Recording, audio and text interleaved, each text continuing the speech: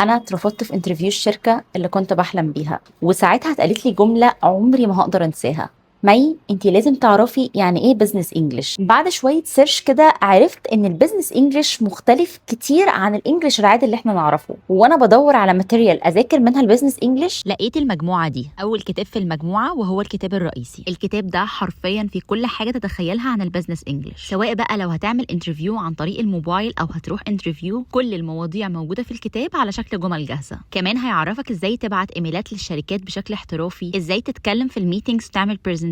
كمان في QR كود منطوق فيه كل الجمل بالامريكان اكسنت. الكتاب بقى بيجي معاه 4 كتب تانيين اهمهم البلانر ده، لانه في بلان هتساعدك تتقن البزنس انجلش في 3 شهور بس. وكتاب اهم المحادثات، وده فيه تقريبا 20 محادثه في البزنس انجلش. كتاب الانجليزيه للسفر، وده فيه كل الجمل اللي هتساعدك وانت مسافر. واخر كتاب ده هيعلمك ازاي تفكر بالانجلش. صراحه المجموعه دي كنز لاي حد عايز يسافر او يطور من نفسه. انا طلبتها من بيج اسمها 8020، تقدروا انتوا كمان تبعتوا لهم مسج وتطلبوها دلوقتي.